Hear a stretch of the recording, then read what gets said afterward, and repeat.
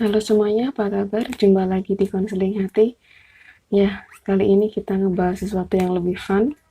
Ya, seperti biasa, kita bikin grup, 4 grup ya. Dan di sini pertanyaannya atau pernyataannya dengan pernyataan 5 hal yang dia kagumi dari kamu. 5 hal ya yang dia kagumi dari kamu. Dan seperti biasa, mungkin ada yang resonate, ada yang enggak. Kalau misalnya enggak resonate, jadi enggak usah dipaksakan. Dan kalaupun itu resonate, ya buat itu hiburan dan masukan ya. Oke, kita bikin 4 di sini.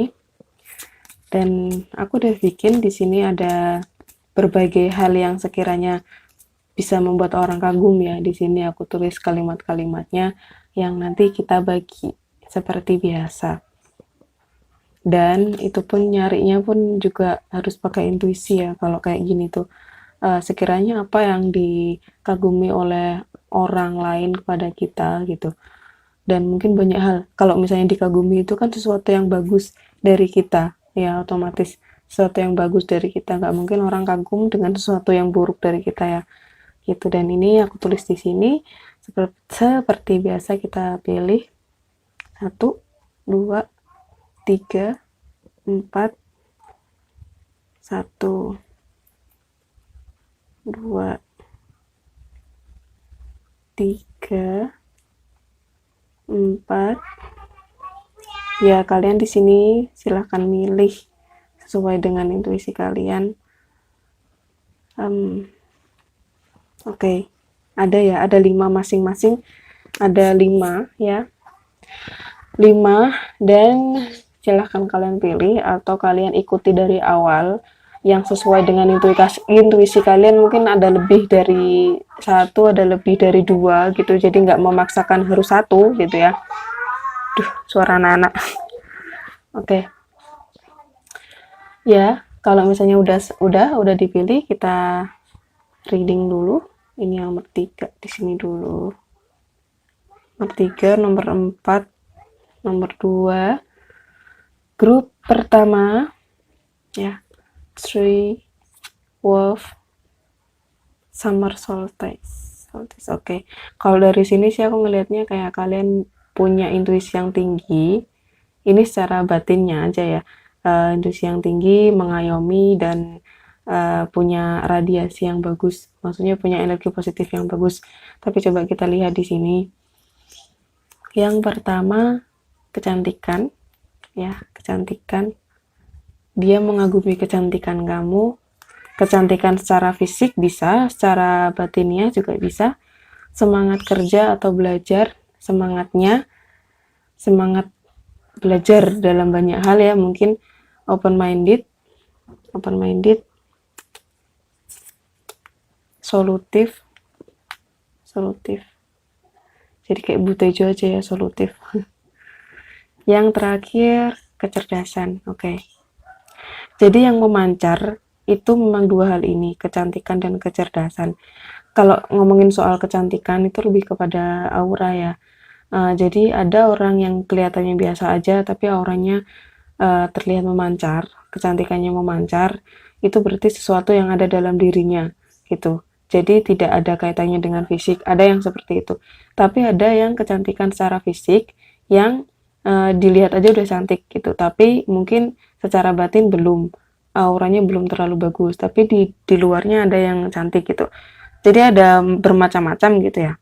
Kecantikan itu definisinya banyak dan tergantung orang tersebut memandang cantik itu dari sisi yang mana gitu. Dan di sini kalau aku ngelihatnya ya, kalau ada kecantikan digabung dengan kecerdasan, biasanya kecerdasan itulah yang membuat cantik gitu. Apalagi di sini juga ada open minded. Itu kecerdasan, open minded itu adalah 2 hal yang saling mendukung. Dan di sini juga baru nyadar ada solutif ya. Ada solutif. Jadi mungkin solutif, open minded, kecerdasan itu memang bener-bener 3 hal yang membuat kecantikan kalian itu semakin terlihat oleh orang lain gitu.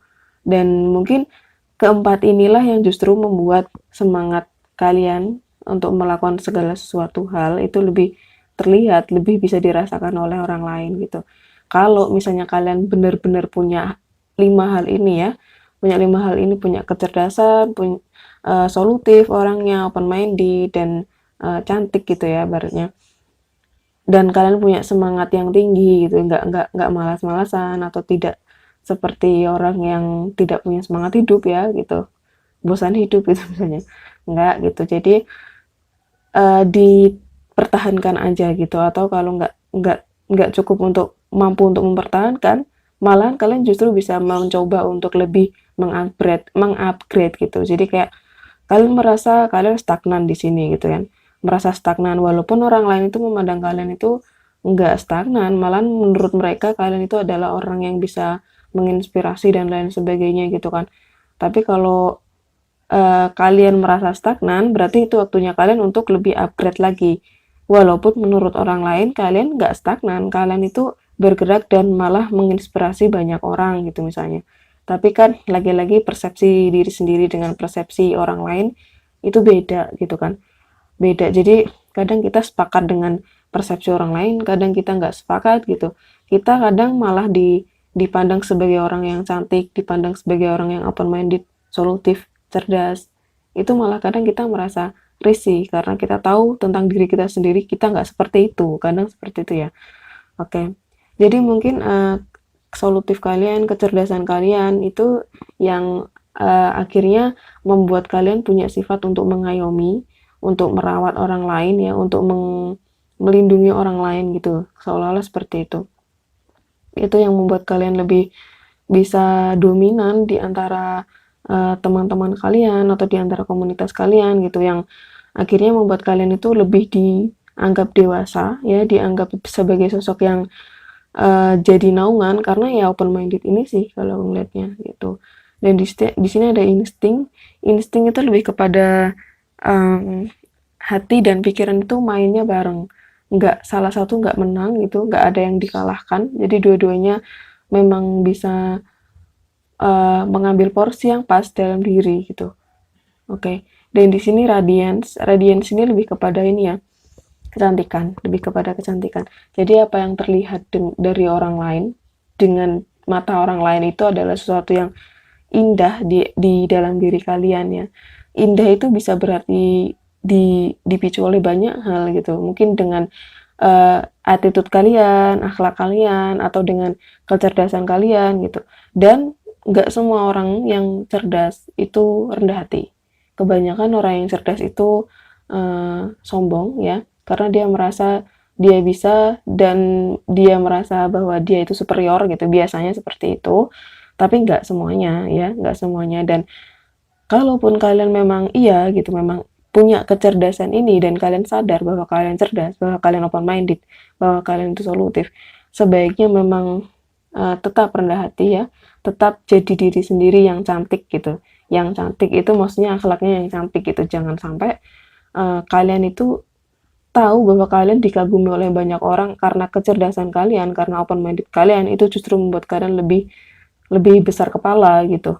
Dan orang yang besar kepala itu memang nantinya suatu saat itu pasti akan terjatuh sendiri gitu, karena dia akan menganggap orang lain lebih rendah, dia akan menganggap orang lain tidak berguna gitu ya, tidak seperti dirinya gitu. Jadi otomatis dia akan menganggap orang remeh gitu, menganggap orang lain remeh, lebih remeh daripada dirinya. Padahal kita sama-sama makhluk hidup yang belajar setiap saat gitu ya. Dan di sini ada semangat kerja dan semangat belajar. Ini lebih kepada kayak kalau kalian punya kesalahan gitu, kalian mau untuk belajar. Dan mungkin salah satu hal yang dikagumi oleh kamu dari orang lain yaitu ketika kamu mau belajar berarti kamu mau merendahkan hati. Kalau kamu udah stop di sini, nggak mau belajar lagi, dan kalian paham kalian itu cerdas, kalian nggak mau belajar lagi karena apa? Kalian tahu gitu kan, tahu bahwa kalian sudah cukup untuk cerdas gitu, sudah cukup untuk open minded, sehingga kalian tuh menutup akses dari segala sesuatu yang membuat kalian itu lebih bisa bertumbuh sebenarnya. Tapi karena kalian itu merasa congkak gitu ya, merasa kecerdasan kalian itu udah cukup gitu, sehingga kalian itu melupakan kebutuhan kalian untuk terus belajar. Dan di sini kalau ada semangat belajar ini sebenarnya satu sifat yang mengimbangi, yang memang seharusnya kalian memang harus terus punya semangat itu. Jangan sampai rasa kalian ya, rasa gede kalian ini membuat kalian tidak mau untuk belajar lebih lagi dengan siapapun gitu, karena bagaimanapun setiap orang itu pasti berubah. Bisa jadi kecantikan kalian ini dicabut, bisa. Kalau misalnya kalau kalian cantik secara fisik ya, kecantikan kalian dicabut, tiba-tiba kalian kenapa gitu misalnya, atau open minded kalian ditutup, bisa jadi gitu. Kita nggak tahu kedepannya itu bagaimana. Kita hanya bisa mempertahankan dan bisa mengupgrade, tapi kita tidak bisa yang benar-benar mengekip maksudnya ngekip semuanya ini itu ya, 5 hal ini kamu skip gitu kan. Kadang-kadang orang itu kadang ada semangatnya, kadang ada malesnya gitu ya. Jadi memang mempertahankan semangat dan mengupgrade semangat itu kan memang sulitnya tuh di situ. Jadi kayak segala sesuatu yang kalian miliki ini bisa hilang, dan kalau misalnya kalian tidak menyadari bahwa apa yang kalian rasakan ini adalah sementara gitu. Jadi kalian harus gimana caranya bisa mempertahankan dan bisa mengupgrade apa yang kalian miliki. Intinya gitu ya. Ya mohon maaf kalau ada agak suara bising tetangga ya, biasa. Padahal ini di kota loh, ini di Jogja. Ya memang toleransi ya, kita sebut aja kayak gitu, karena kalau kita ngomongin soal kejengkelan sama siapa aja itu nggak ada selesainya. Oke, itu yang kartu pertama, grup pertama. Kita buka grup yang kedua. Grup kedua di sini ada Purification, Rain, ada Lotus Flower, Unfoldment, ada Release. Ya, kalau aku ngeliatnya di sini ya, ini secara garis besarnya dari kartu dulu ya, dari grup 2 ini. Lagi-lagi nggak semuanya resonate, jadi nggak perlu dipaksakan kalau misalnya memang tidak resonate. Oke. Ada keunikan di dalam dirimu ya, ada keunikan, dan di sini aku ngelihatnya kalau rilis itu adalah sesuatu yang kamu udah selesai dengan diri sendiri dan kamu membuat orang lain bisa seperti kamu gitu. Jadi kayak ibarat kata kamu bisa menyembuhkan diri sendiri dan kamu bisa menyembuhkan orang lain gitu di bagian rilis ini. Dan di sini ada purification, di mana kamu adalah orang yang mungkin dikagumi dengan alasan kamu mau belajar atau mau introspeksi diri gitu. Jadi kalau salah itu nggak ngeyelan kalau dikasih tahu gitu. Dan kalaupun kalian dikasih tahu, maksudnya nggak keras kepala lah gitu. Kan banyak orang yang ya dia tahu tapi dia sebenarnya nggak paham. Kalau dikasih tahu, kalau dikasih pemahaman lagi, dia merasa tersinggung. Itu banyak gitu ya. Oke, dan oke, ya ini kelembutan hati. Ya yang tadi aku bilang ya, kelembutan hati. Orang-orang yang bisa mendengarkan orang lain, orang-orang yang bisa mendengarkan orang lain, menerima nasihat orang lain, itu biasanya memang orangnya lebih lembut hatinya gitu. Karena apa? Dia tidak harus memenangkan egonya, tidak harus memenangkan dirinya sendiri gitu ibarat kata. Dan kelembutan hati itu cenderung dimiliki oleh perempuan ya. Kalau misalnya kalian kenal seorang laki-laki yang memiliki hati yang lembut, itu pertahankan, karena untuk memiliki hati yang lembut itu sulit. Bahkan perempuan sendiri itu kadang banyak di antara kita yang masih memiliki hati yang begitu keras, hati yang kasar gitu ya. Jadi kayak kelembutan hati itu adalah sesuatu, menurut aku sendiri kelembutan hati itu adalah anugerah gitu. Kalau misalnya kalian di sini dikagumi karena kelembutan hati kalian, berarti kalian udah jadi orang yang disukai oleh banyak orang sebenarnya, dan ibaratnya istri idaman mungkin, wanita idaman mungkin, atau laki-laki idaman gitu. Kelembutan hati itu adalah sesuatu yang dibarengi dengan kerendahan hati menurut aku ya gitu. Karena oke lah, kita ambil contoh lah, kita ingat siapa di dalam hidup kita yang memiliki kelembutan hati, kayak contohnya ibu kita ya, orang tua kita gitu, atau guru-guru kita. atau kiai-kiai kita, pendeta-pendeta kita gitu ya. Itu mereka yang punya kelembutan hati, di mana mereka menaungi siapa aja yang membutuhkan mereka, yang mungkin dipandang oleh orang lain punya banyak dosa gitu ya. Tapi di mata mereka kita semua sama dan kita punya kesempatan yang sama gitu. Kelembutan hati ini ya. Dan siapa ya? Ya nabi-nabi juga seperti itu. Otomatis ya, karena bagaimanapun nabi-nabi itu ditempa oleh banyak ujian, sehingga ujian itu membuat hatinya lembut. Dan kebanyakan orang memang orang-orang yang punya hati lembut itu biasanya punya ujian-ujian yang ekstra gitu. Dan mungkin kamu di sini juga dulu-dulunya mungkin punya ujian hidup yang ekstra gitu, sehingga kalian punya hati yang lembut gitu ya. Kayak ya Nabi siapa? Nabi Isa, Nabi Muhammad gitu ya. Siapapun lah, itu pasti punya hati yang lembut. Kegigihan. Kegigihan itu condong dengan kerja keras gitu ya. Condong dengan kerja keras, kegigihan. Tapi bisa juga dengan kegigihan itu tidak pantang menyerah gitu. Jadi kayak mungkin kalau kamu memiliki sesuatu hal yang harus dituju gitu ya, kamu itu benar-benar harus ke situ ya ke situ gitu, gigih untuk mendapatkan hal itu.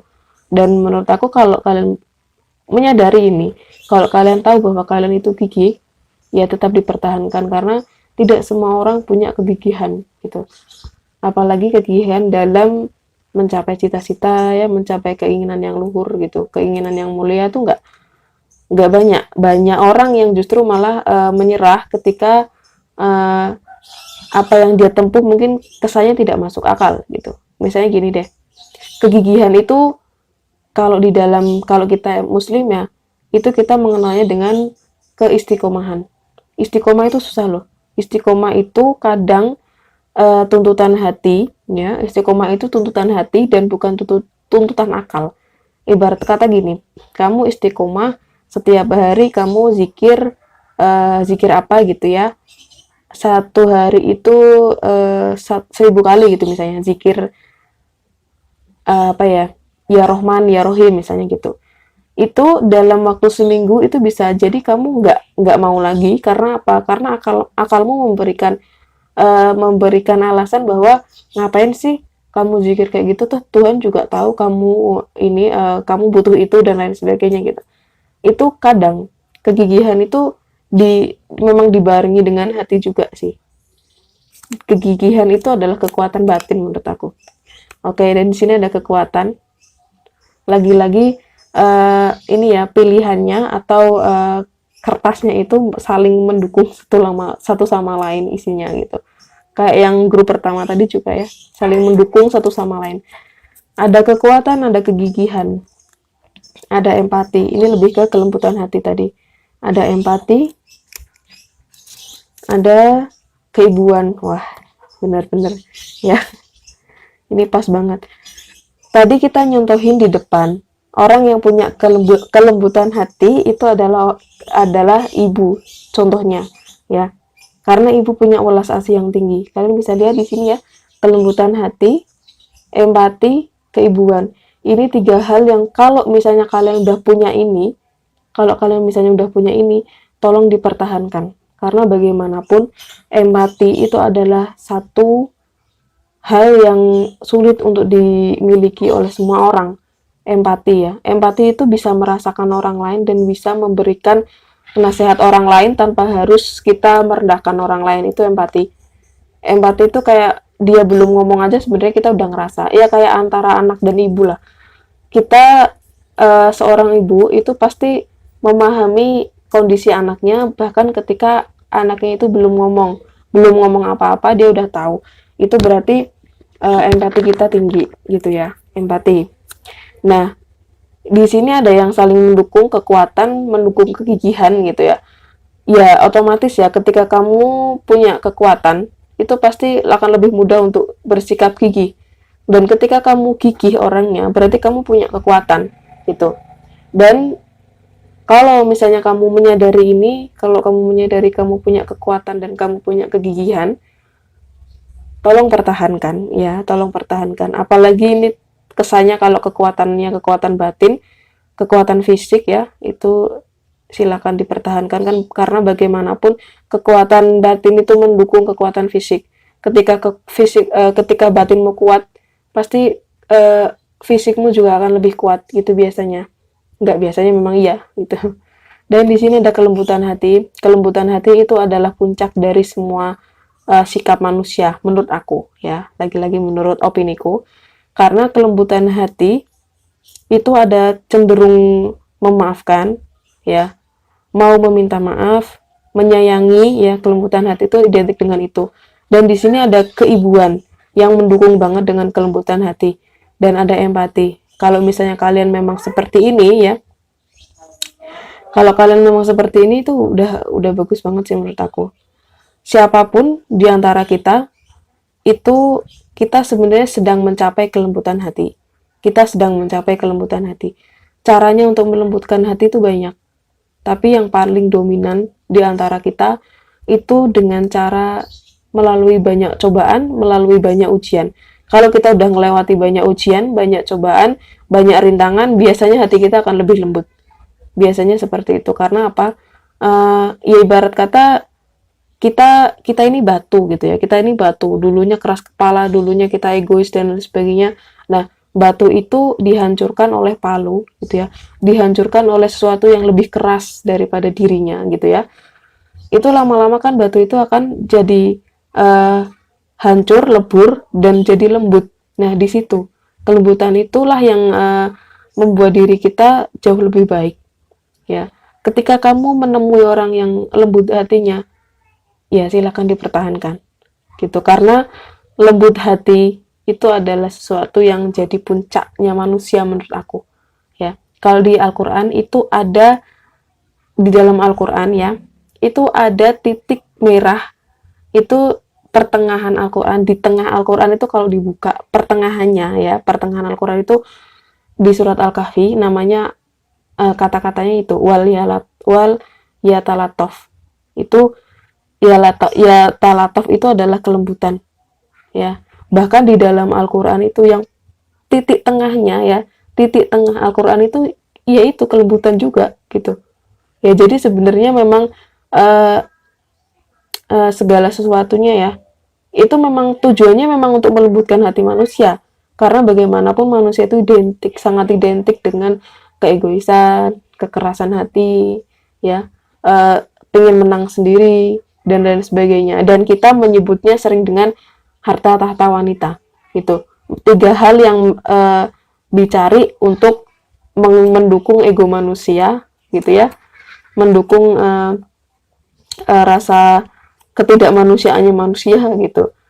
Kalau kita udah memiliki kelembutan hati ini ya, harta tahta wanita ini menjadi sesuatu yang sangat berguna malah di tangan kita gitu. Dengan kelembutan hati, nanti kalau kamu punya harta, kamu lebih dermawan. Dengan kelembutan hati, kamu dengan tahtamu, kamu bisa membedakan mana yang harus mana yang harus mana yang harus diadili dan mana yang harus diberikan keadilan gitu ibarat kata ya. Jadi kalau misalnya kamu memang punya kelembutan hati, pertahankan. Apalagi kalau kamu menyadari hal itu ya. Tapi banyakkan orang mungkin ada yang sadar, ada yang enggak. Oke, itu yang grup kedua ya, kelembutan hati. Selanjutnya grup ketiga, iceberg. Oke. Karma DNA. Grup ketiga, spiritual. Oke, cocok sih sama ini. Spiritual, suka menyelami diri sendiri, dan mungkin orang-orang yang dekat sama kamu itu mengagumi kamu karena kamu orangnya kuat ya dalam menempuh jalan spiritual, menyelami diri sendiri. Optimisme. Oke, ini cocok dengan ini ya. Optimisme itu condong dengan kegigihan juga sih, keras kepala, tapi keras kepalanya ngarah ke sesuatu yang bagus. Kepositifan ya. Jadi ada orang-orang yang optimis tapi optimisnya di jalan yang salah, ada orang-orang yang optimis dan optimisnya di jalan yang benar, dan di sini ada di jalan yang benar ya. Semoga di sini ada penyayang, penyayang, ketulusan, ya. Oke. Selanjutnya ada keceriaan. Oke. Keceriaan. Apa yang dia kagumi dari kamu, apa yang dikagumi oleh banyak orang, ya. Ada 5 hal ini, tapi lagi-lagi aku ngomong kalau nggak semuanya resonate dan nggak semuanya itu pas ya. Kalau misalnya kalian nggak cocok dengan hal ini, yang ya nggak masalah, tapi ya yang aku baca ini, yang milih grup ketiga ya. Yang pertama tadi spiritual. Spiritual ini digambarkan dengan iceberg ini. Iceberg ini, submerged ini artinya adalah menyelami diri. Ya, spiritual dan supranatural itu beda ya. Spiritual itu lebih kepada kamu masuk ke dalam dirimu sendiri, mencari sesuatu yang mengenali diri sendiri untuk mengenali Tuhan. Itu adalah jalan spiritual. Jalan mengenal jiwa ya, mengenal hati kita sendiri gitu ibaratnya, kayak gitu. Dan jalan spiritual itu bisa bermacam-macam. Ada yang menempuh dengan jalan agama, ada yang menempuh dengan jalan mengabdi dengan pekerjaannya dan lain sebagainya. Spiritual itu jalannya macam-macam gitu. Oke? Dan spiritual itu berbeda dengan supranatural. Supranatural itu kayak ibarat kata ya kamu orang indigo, kamu bisa melihat sesuatu itu supranatural. Tapi kalau spiritual itu semua orang sebenarnya punya sisi spiritual. Tapi spiritual itu beda-beda ya ininya. Porsinya orang tuh beda-beda.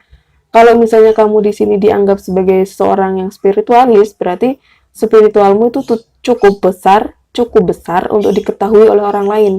Ya, spiritualmu itu benar-benar cukup untuk dinotis oleh orang lain bahwa kamu memang orangnya spiritualis gitu. Ada orang-orang yang dia spiritual tapi spiritualnya tidak terlalu dinotis karena ya spiritualnya ya standar aja gitu, secara umum aja. Tapi kalau misalnya sampai dinotis gitu, berarti kamu memang orang yang tertarik dengan hal-hal spiritualis gitu. Hal-hal spiritualis itu itu tadi tentang segala sesuatu yang menyangkut dengan diri sendiri, tentang Tuhan, tentang alam semesta, itu spiritualis. Itu menurutku ya, opiniku. Ada supranatural. Supranatural itu lebih kepada ini sih.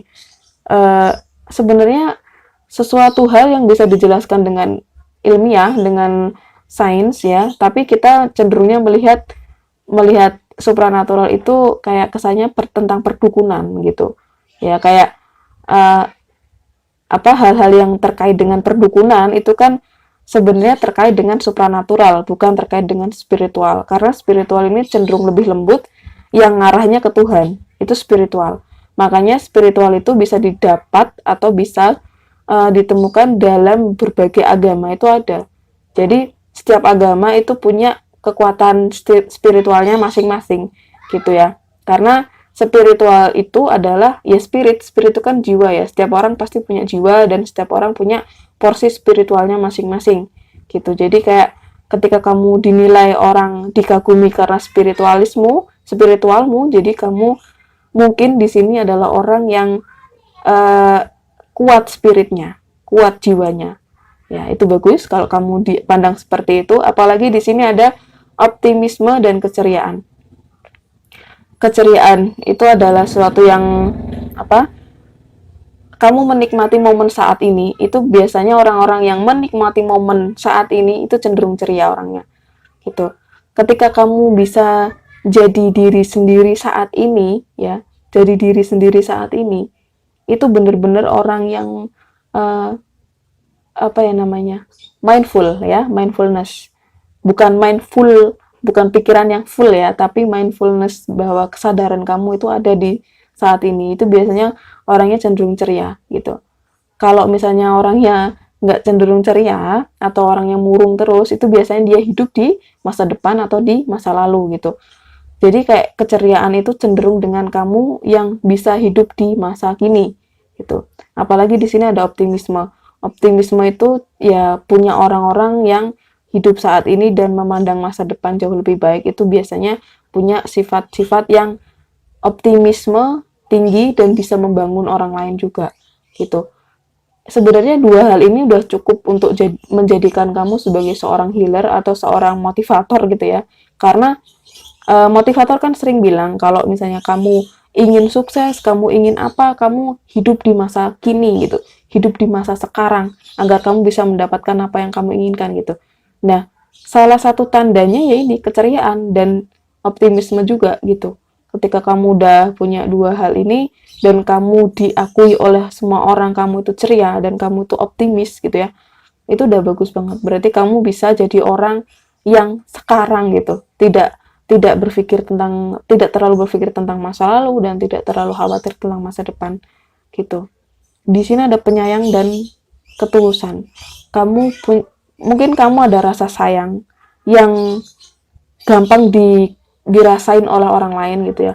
Ada orang-orang yang penyayang tapi nggak bisa dirasain karena dia uh, terlalu menutupi sifat sayangnya itu. Misalnya gini, seorang ayah sama anaknya. Ayahnya itu sayang tapi dengan cara kekerasan gitu. Ya entah dia mukul, entah dia apa, sebenarnya dia sayang gitu kan. Itu berarti kasih sayangnya mungkin belum bisa dirasakan anaknya secara gamblang gitu. Dan ketika kamu bisa kasih sayang bisa dirasakan oleh orang lain secara gamblang, berarti memang kamu orangnya mungkin tulus. Ketika ketulusanmu bisa dirasakan oleh orang lain, itu sangat mudah. Kasih sayangmu mudah dirasakan oleh orang lain karena ketulusanmu gitu. Ketika kamu juga menyadari hal ini, bahwa kamu tahu bahwa kamu menyadari kamu memang orangnya yang penuh dengan kasih sayang, ya pertahankan aja gitu ya. Dan di sini ada kartu karma yang mengibaratkan bahwa kamu mungkin meyakini juga bahwa apa yang kamu berikan itu pasti akan balik ke kamu gitu. Makanya itu kamu cenderung hati-hati, cenderung memberi ketulusan, memberi kasih sayang dengan orang lain, karena ketika kamu memberikan itu, pasti kamu juga akan diberikan balik oleh orang lain gitu. Entah orang lain itu juga bukan berarti dia ya, tapi orang lain yang lain. Bisa jadi kayak kamu memberikan ketulusan dan kasih sayang ke si A, tapi si A ini tidak memberikan balik ke kamu. Tapi kamu juga percaya bahwa mungkin nanti akan dibalas, tapi bukan si A yang membalas gitu loh. Jadi kamu memahami bahwa kasih sayangmu, ketulusanmu itu tidak berhenti di dirimu aja, tapi ketulusan dan kasih sayangmu ini pasti akan dirasakan oleh orang lain, dan kamu suatu saat juga akan dibalas seperti itu gitu ya. Itu sebuah kepositifan sih menurut aku, pikiran positif ya, hal-hal seperti itu. Jarang orang yang punya ketulusan yang punya ketulusan tapi nggak optimis. Lebih banyak seperti itu malah. Jadi kamu tulus, misalnya kamu tulus menyayangi orang lain, tapi kamu merasa kamu playing victim, biasanya seperti itu. Ya kamu tulus, bener tulus, tapi kamu merasa bahwa orang lain selalu tidak membalas ketulusanmu gitu. Itu beda ya dengan orang yang tulus tapi dia sadar bahwa ketulusannya pasti akan dibayar oleh orang lain atau oleh yang kamu berikan ketulusan itu gitu. Lagi-lagi ini tentang kesadaran diri ya. Oke. Yaitu yang grup nomor 3. Spiritualis, optimis, ceria, penyayang, dan tulus. Ya lagi-lagi ketulusan itu dimiliki oleh manusia-manusia dengan hati yang jernih, hati yang penuh dengan kasih sayang ya, otomatis. Kalau kamu penyayang ya otomatis kamu orangnya tulus gitu. Itu grup ketiga. Yang terakhir grup keempat,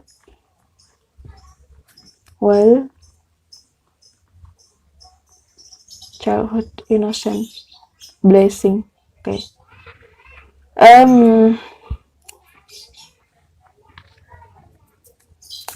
Apa yang dia kagumi dari kamu? Kebijaksanaan. Oke, kebijaksanaan. Sederhana di sini ya.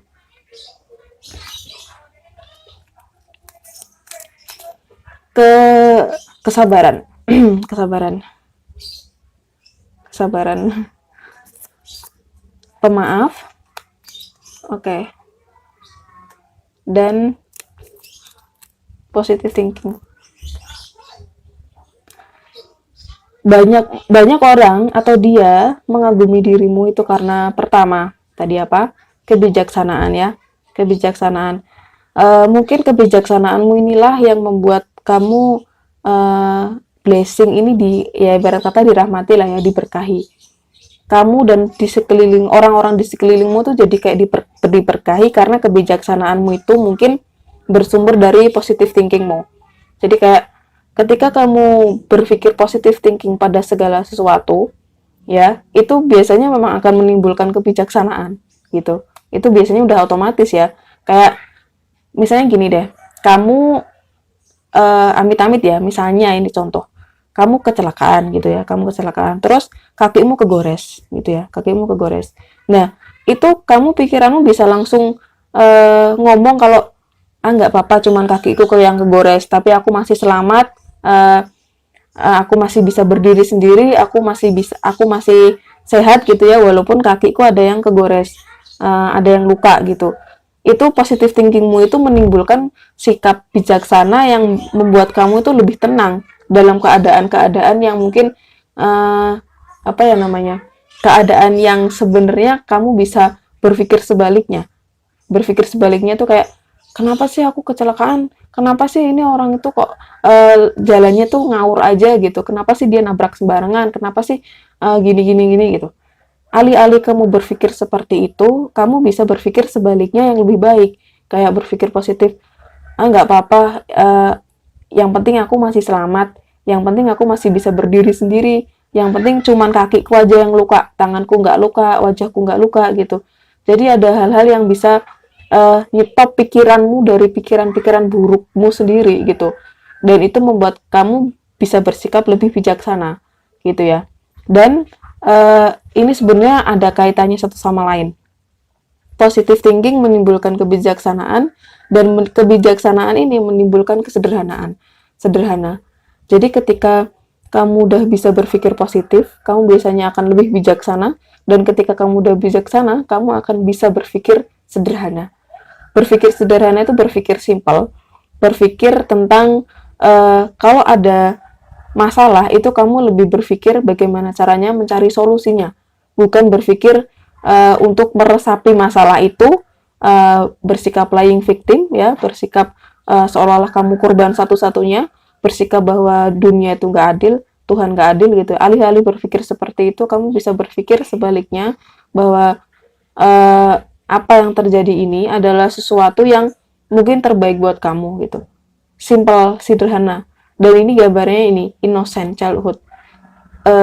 Gambarannya adalah sesuatu yang sifatnya innocent. Sifatnya tuh kayak anak-anak, pure.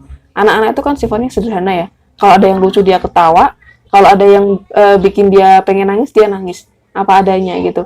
Jadi kayak lebih ke situ. Yaitu sebenarnya kita kira anak-anak kan seperti itu kayak naif ya, tapi sebenarnya itu kebijaksanaan yang kita miliki saat anak-anak, tapi kita merasa ketika kita udah dewasa itu adalah sifat yang kekanak-kanakan, padahal enggak gitu. Ketika kamu sedih harusnya kamu ya nangis aja, nggak masalah. Ketika kamu merasa itu lucu, ya ketawa aja, jangan jaim gitu ibaratnya. Bersikaplah seperti anak-anak yang sederhana. Tapi ketika kita dewasa, kita menganggap anak-anak itu seolah-olah terlalu innocent, terlalu pure gitu ya, dan kita mengira bahwa anak-anak itu belum dewasa. Nah, dewasa menurutmu itu seperti apa? Gitu. Kita kalau udah dewasa seperti ini, kita pasti berpikir bahwa enak ya jadi anak-anak, pikirannya simpel gitu. Ya sebenarnya kita juga bisa seperti itu. Kenapa kita semakin dewasa justru malah semakin kehilangan kebahagiaan? Karena kita tidak bisa berpikir simpel seperti anak-anak. Ya, kalau misalnya anak-anak itu bisa berpikir tentang apa ya, kayak dia sebel sama temennya, itu dia bisa langsung ngomong dan bisa langsung memaafkan pada saat itu juga. Ya, itu anak-anak. Tapi ketika kita dewasa, kita sebel sama orang, kita empet, kita simpan sendiri. Terus kita ngomongnya setahun kemudian, 2 tahun kemudian baru kita ngomong, dan baru kita memaafkan dia. Itu sesuatu hal yang sebenarnya itu kita anggap dewasa atau bukan gitu loh. Kadang-kala kita melihat sikap anak-anak itu justru lebih dewasa daripada kita. Karena apa? Semakin kita dewasa, malah kita berpikirnya semakin complicated. Bukannya semakin sederhana. Harusnya kita semakin sederhana. Semakin kita tua, harusnya semakin sederhana mikirnya. Gitu. Semakin realistis lah ibarat kata kalau kata orang sekarang kan gitu.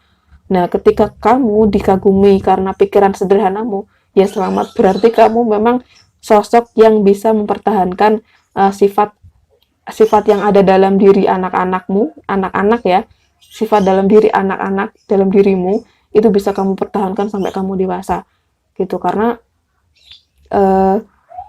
sangat sulit mempertahankan sifat kekanak-kanakan kita. Kekanak-kanakan itu bukan kekanak-kanakan yang ini ya, yang anak-anak kan suka bikin trouble, bukan yang itu ya, tapi sifat anak-anak yang sederhana, yang mindfulness, yang apa adanya gitu maksudnya.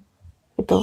Kalau kamu bisa mempertahankan itu, kesederhanaan ini, kesederhanaan dalam berpikir, kesederhanaan dalam bersikap, kesederhanaan dalam mengambil satu tindakan gitu ya. Jadi nggak ruwet sendiri, nggak complicated sendiri, nggak bermasalah sendiri, dan bener-bener sifatnya tuh kayak ya udah sih, kalau misalnya masalahnya A dan jawabannya B, ya udah gitu, dilakuin gitu, ibarat kata nggak terlalu pusing sendiri, negative thinking sendiri gitu ya. Oke, itu yang sederhana. Di sini ada kesabaran dan pemaaf. Itu dua hal yang saling mendukung. Sebenarnya ya lagi-lagi berkesinambungan ya. Sabar dan pemaaf. Nyambung dari sederhana ini tadi. Ketika kamu udah berpikir simple, kamu pasti akan berpikir lebih sabar dan lebih pemaaf gitu. Misalnya gini deh, tadi kita nyontohin tentang kecelakaan tadi ya, kita nyontohin tentang kita nabrak sesuatu di jalan gitu, terus yang kegores kaki kita. Itu ketika kita berpikir, kita mulai dari sini, ketika kita berpikir yang tentang negatifnya, kita tidak akan bisa bersikap bijaksana, dan kita tidak akan bisa berpikir sederhana, ruwet pikirannya gitu kan, dan kita tidak akan sabar untuk mengatasi itu, karena kita udah marah-marah dulu, kayak misalnya, ngapa sih aku kecelakaan gitu, kenapa sih pelangnya ditaruh di situ sampai bikin aku kecelakaan gitu. Itu kan dimulai dari negative thinking sehingga membuat kamu tidak sabaran gitu. Padahal bisa jadi kamu kecelakaan di tempat A agar kamu tidak celaka di tempat selanjutnya yang lebih mengerikan lagi gitu loh. Tapi kan kita nggak tahu, kita tidak tahu mekanisme Tuhan kita tidak tahu mekanisme Tuhan yang meletakkan kita di posisi saat ini. Kita nggak tahu yang di depan itu apa, gitu ya. Kita nggak tahu yang di depan itu apa. Dan ketika kamu sabar, kamu akan menjadi pemaaf. Apapun kesalahan orang lain, ketika kamu bisa memahami dan ketika kamu bisa melihat kesempatan baik untuk dirimu sendiri, ya, untuk dirimu sendiri dan untuk diri orang lain, itu kamu pasti akan menjadi pemaaf. Tapi memang pemaaf itu sejalan dengan sabar. Sabar itu adalah seni kita terhadap waktu, ya. Sabar itu kaitannya dengan waktu. Nggak serta-merta kok semua orang jadi penyabar, itu nggak serta-merta semuanya jadi kayak gitu. Penyabar itu identik dengan dia yang udah kena ujian banyak, yang dia bersahabat dengan waktu. Dia tidak meracau dengan waktu. Ya, ketika orang semakin jadi penyabar, dia akan semakin jadi pemaaf. Gitu. Tapi ini lagi-lagi seni dengan dirimu dengan waktu. Nggak mungkin ibarat kata anak-anak deh. Anak-anak misalnya kita bikin dia nunggu aja sebentar aja gitu ya, misalnya. Ada anak-anak yang langsung marah gitu ya. Nah, kesabaran itu adalah seni juga. Kesabaran itu adalah kamu yang udah cukup untuk belajar dari waktu gitu ya, bisa memahami, bisa memaklumi segala sesuatu keadaan diri sendiri atau orang lain gitu. Semakin kamu bisa seperti itu, kamu akan menjadi orang yang sabar dan pemaaf gitu ya. Dan kalau misalnya kamu dikagumi karena 5 hal ini, ya selamat juga, karena ini adalah sesuatu yang baik ya, apalagi di sini ada positive thinking, ada kebijaksanaan. Kalau misalnya kamu dikagumi oleh orang lain atau dikagumi dia karena kamu punya sifat seperti ini, ya dipertahankan dan terus di-upgrade. Karena kita harus tetap belajar, terus belajar. Karena bagaimanapun setiap orang itu pasti berubah. Setiap orang itu punya up and down-nya sendiri, ya. Jadi kayak hari ini kamu bisa bijaksana, tapi besok itu juga bisa berubah lagi. Banyak hal yang jadi jadi pemicu karena manusia tuh memang dinamis ya, dinamis. Jadi kadang di atas, kadang di bawah gitu, dinamis. Bukan statis yang kamu bijaksana terus tuh nggak bisa gitu ya. Kalau kamu dikagumi karena hal ini, tetap pertahankan dan jangan sampai kamu kehilangan kebijaksanaanmu sendiri gara-gara kamu tidak sabaran, gara-gara kamu pemarah. Ya, jangan sampai seperti itu. Ya, semoga ini jadi fun reading yang kayak konseling ya, memang konseling sih. Oke. Jadi kayak coaching gitu ya malah. Ya, terima kasih udah mendengarkan. Dan emang aku sengaja sih bikin yang baik-baik. Ya karena apa? Karena memang apa yang dikagumi dari orang lain itu kan pastinya yang bagus-bagus di dalam diri kita. Nggak mungkin yang dikagumi orang lain yang jelek-jelek. Ya, itu yang jelek-jelek malahan otomatis kita akan mendapatkan banyak hujatan gitu ya. Oke.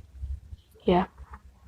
Terima kasih udah mendengarkan. Mohon maaf kalau ada salah kata dan ya, jangan lupa, jarang banget aku minta ini ya, di like, subscribe, atau di komen gitu. Tapi walaupun aku nggak minta, kalian sendiri yang udah dengan senang hati dan dengan kerendahan hati kalian komen, like, itu udah senang banget. Terima kasih banyak.